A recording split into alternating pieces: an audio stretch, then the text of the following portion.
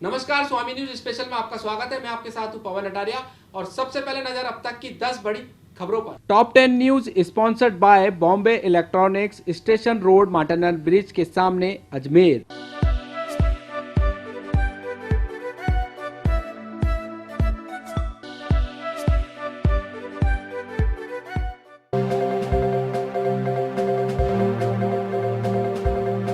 माध्यम से प्रदेश में चिकित्सा एवं स्वास्थ्य से संबंधित सुविधाओं के तहत कोविड आईसीयू, माइक्रोबायोलॉजी लैब और कैंसर उपचार हेतु वार्ड सहित विभिन्न चिकित्सा सुविधाओं का लोकार्पण आज मुख्यमंत्री अशोक गहलोत ने किया। प्रदेश के सीएम अशोक गहलोत ने आज कोविड-19 के तहत बनाए गए हॉस्पिटल का ऑनलाइन उद्घाटन किया, जिसमें अजमेर संभाग के टोंक सहित अन्य जगहों पर 6 हॉस्पिटल का उद्घाटन हुआ। इस मौके पर संभागीय आयुक्त वीणा प्रधान वीसी के जरिए इस कार्यक्रम से जुड़ी। डीसी प्रधान ने बताया कि इस मौके पर सीएम द्वारा संभाग में चल रहे कोरोना के तहत कार्यों की समीक्षा की, जिसमें संभाग के चारों जिलों की जानकारी उन्हें दी गई। प्रधान ने कहा कि कोरोना महामारी के लिए जो कार्य हो रहे हैं उस पर सीएम ने संतोष जताया और आगे भी इसी जज्बे से कार्य करने की बात कही।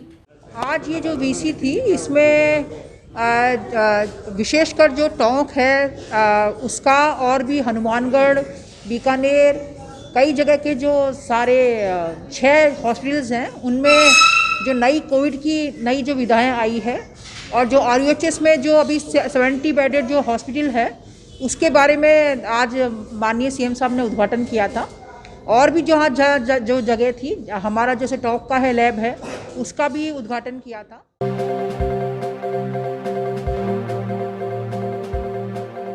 मेडिकल कॉलेज अस्पताल के कोविड यूनिट में व्यवस्थाओं को लेकर लापरवाही बरतने के मामले आते रहते हैं।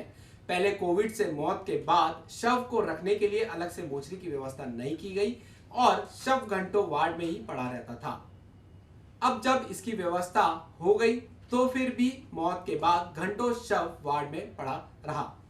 ऐसा ही मामला आज कोविड वार्ड से आया। कोरोना संक्रमित 80 वर्षीय एक मरीज की हालत गंभीर थी और सुबह उनकी मौत हो गई। इसके बारे में तब पता चला जब नर्सिंग स्टाफ वार्ड में पहुंचा। मरीज के शरीर में कोई हरकत नहीं होने से उनको जांच की गई। ड्यूटी डॉक्टर भी आ गए थे और उन्होंने जांच की, लेकिन तब तक मरीज की मौत हो गई। इसके बाद वार्ड से सभी मेडिकल स्टाफ चला गया। वहां रहे दूसरे मरीज ये समझ रहे थे कि मृतक के शव को वार्ड में ले जाने की व्यवस्था की जा रही होगी, लेकिन ऐसा नहीं हुआ। शव 2.5 घंटे के बाद शव को वार्ड से बाहर निकाला गया और कोरोना प्रोटोकॉल के अनुसार परिजनों को सौंपा गया। पिताजी की तबीयत खराब हो गई थी। आए जब 40-45 ऑक्सीजन रह गई थी, लेकिन अंदर से बोलते हैं कि आप ऑटोमेटिक, हमारे पास वार्ड बॉय एक भी नहीं है, आप खुद ही अंदर लेके आ जाइए। अब बताइए, इतना बड़ा हॉस्पिटल है, क्या है ये नाटक यहाँ पे? ये कोविड की इतनी बड़ी महामारी चल रही है, यहाँ पे एक पेशेंट नहीं कोविड मतलब मरीज को अंदर ले जाने के लिए। अब बोलते हैं हाथों तब अंदर मतलब एम्बुलेंस लेके आ जाइए आप। अच्छा। और बंदे हैं 2-2 घंटे बाद आते हैं। 2 घंटे से मैं बॉडी यहाँ बाहर लेके खड़ा हूँ। कोई पीपी किट पहनाने वाला नहीं, बोला कभी हाइड्रोक्लोराइड नहीं है हमारे पास, कभी पीपी किट नहीं है। क्या नाटक है यहाँ पे ये? और बोलते हैं 15 दिन पहले भी शॉर्ट सर्किट का हुआ था और हमारे यहाँ से बोल रहे हैं कि हम तुम्हारे नौकर हैं क्या?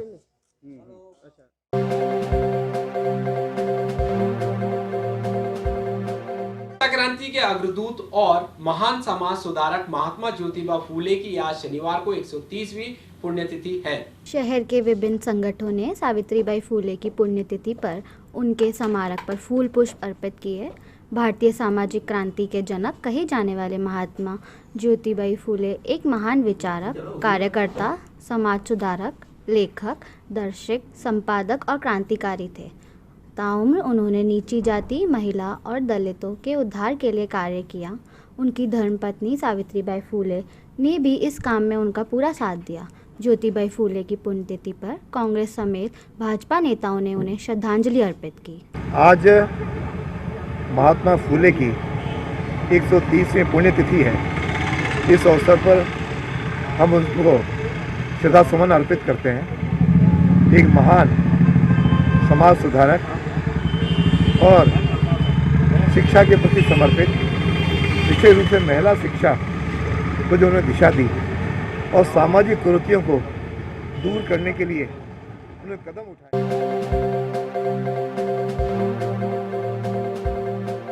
शिक्षा क्रांति के जनक महान समाज सुधारक महात्मा ज्योतिबा फुले का 130वां महानिर्वाण दिवस माली धर्मशाला में अखिल भारतीय सैनी समाज की ओर से मनाया गया।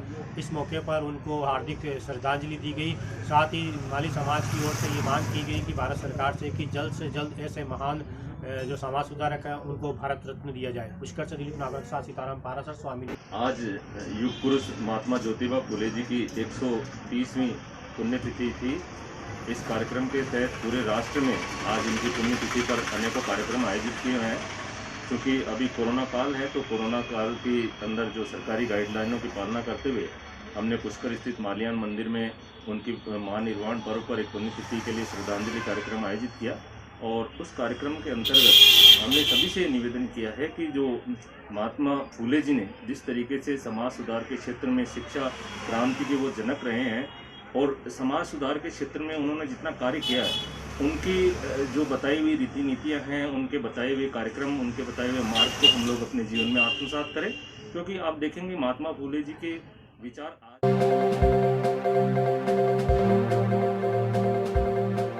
शहर के सार्वजनिक स्थल इन दिनों विभागों की अनदेखी के चलते आंसू बहा रहे हैं। अजमेर में स्मार्ट सिटी प्रोजेक्ट के तहत अरबों रुपए के कार्य किए जा रहे हैं, लेकिन इन महापुरुषों की मूर्तियां उदासीनता का शिकार हो रही हैं, जिनकी कोई सुध लेने वाला नहीं। इन सब के बीच सेवादल कांग्रेस ने जिला प्रशासन से स्मारक के स्थानों को भी दुरुस्त करने की मांग की है। देखिएगा, अजमेर शहर में जितने भी स्मारक है उनकी इतनी बड़ी दुर्दशा है जिसको सोच के भी बड़ी शर्म सी आती है। स्मार्ट सिटी के तहत शहर में अनेकों ऐसे कार्य हो रहे हैं जो कार्य केवल मात्र अखबारों में पढ़े जाते हैं, जो दिखने के नाम पे कहीं दिख नहीं रहे।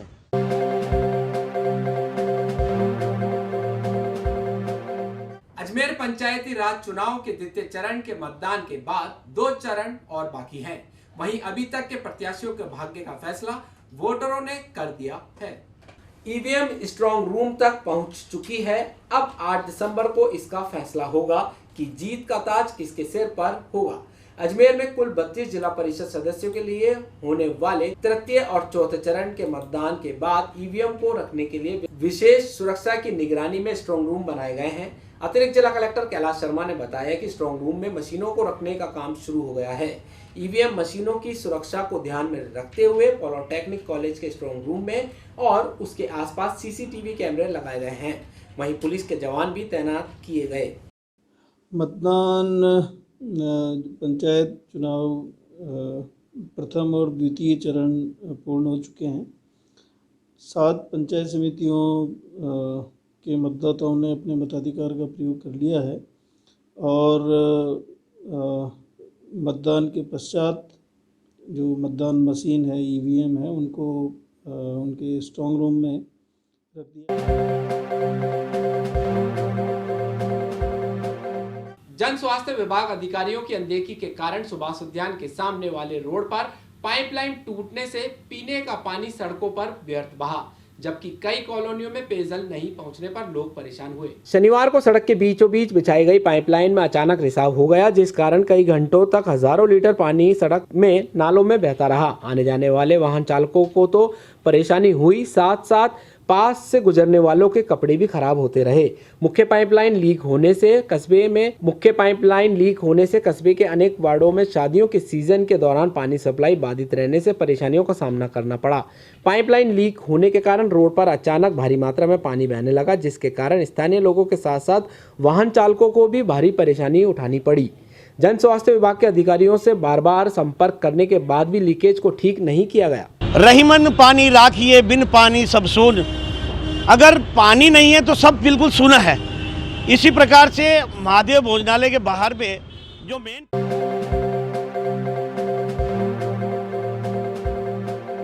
अजमेर जेएलएन अस्पताल में कार्यरत कर्मचारियों ने आज अपनी विभिन्न मांगों को लेकर प्रदर्शन किया और मेडिकल कॉलेज प्रशासन को ज्ञापन सौंपा। प्रदर्शन में शामिल कर्मचारियों ने वार्ड बॉय सहित अन्य चतुर्थ श्रेणी कर्मचारियों की भर्ती करने और संविदा पर कर्मचारियों को रखने की मांग की। कर्मचारियों से इस मामले में कहा गया कि वार्ड बॉय की कमी के कारण अस्पताल में समस्या उत्पन्न होती है, जिसे दिखने वाला कोई नहीं है। साथ ही एक ही वार्ड बॉय पर सारे काम का बोझ रहता है, इसलिए जरूरी है कि संविदा कर्मचारियों की भर्ती की जाए। आज मतलब कल हमारे कॉलेज में प्रिंसिपल साहब हूँ बात हुई जब बताइयो कि भाई के आपके मांगा है ना जत्ती है आपकी पूरी कर दें पर एक खाली सुविधा वाली मांग है ना बा माँ के हाथ में को नहीं मैं ठेका में क्यों जता मतलब 100 का मैं 150 कर्मचारी ले लें पर आ माँ के मांग इतनी है हाथ में को नहीं और बाकी थाने जो आपके वो अटक्यूड़ा है मामला जका सकड़ा में लिखित में दे दें लिखित में दिया पति आप तोड़ियो आज सही तो बार लिखित में दे।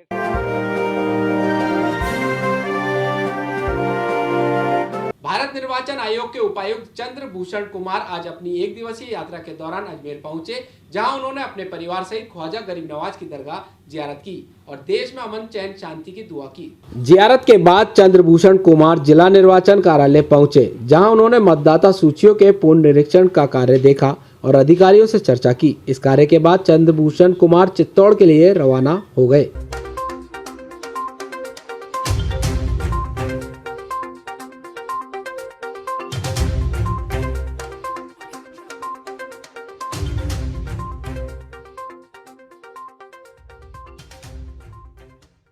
समय अपनी रफ्तार से दौड़ रहा है, हर पल कोई न कोई घटना घट रही है, समस्याओं को लेकर आवाजें उठ रही हैं, प्रशासन भी कर रहा है समाधान। स्वामी न्यूज रख रहा है हर खबर पर अपनी पैनी नजर, बदलते वक्त का गवाह बनकर, और देता है आपको पल पल की खबर YouTube व Facebook चैनल पर। देखिए हमारा top 10 news, sponsored by Bombay electronics, Martindale bridge Ajmer, जहां मिलता है एक ही छत के नीचे आपको इलेक्ट्रॉनिक बाजार।